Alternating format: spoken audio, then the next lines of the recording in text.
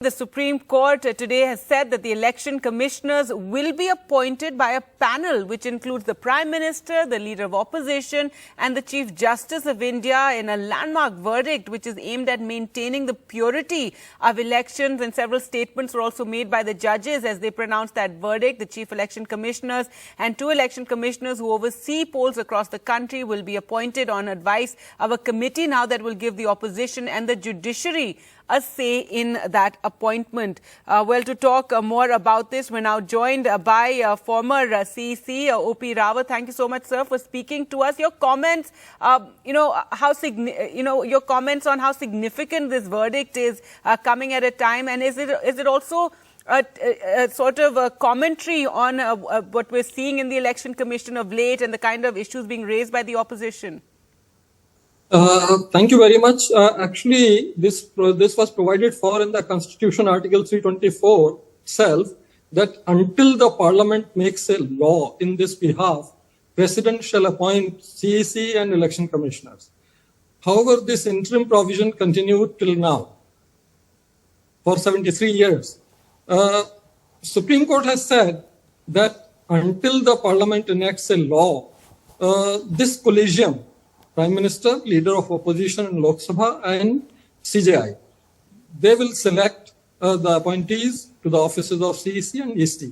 So it appears that this may also be an interim measure in case Parliament decides to make a law.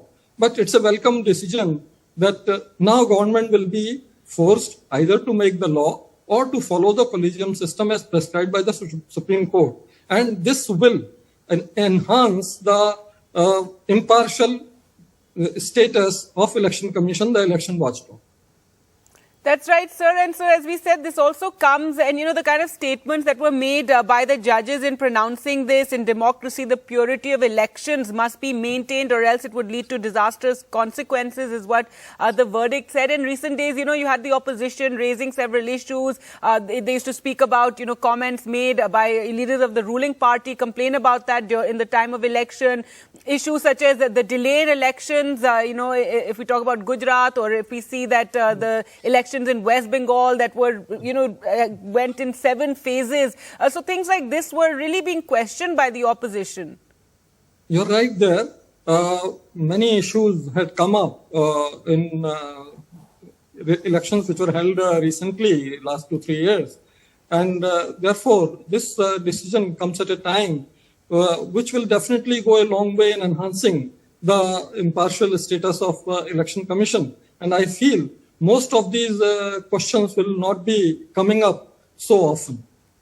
Right, sir. So, what is the immediate effect of this verdict? What do you see as being the immediate effect of this? The immediate effect won't be there because the Election Commission has full quorum as of now, yes, till February 2024, when the first vacancy arises. Mr. Anup Chand Pandey will demit office in mid-February 2024. Only then the vacancy will arise and the need for a first appointment after this collegium system has been brought in will arise. So most likely we will feel the difference after the first appointment. Right, sir. And the verdict also said the office of the Chief Election Commissioner needs to be insulated. Your comments on that, and what more can be done?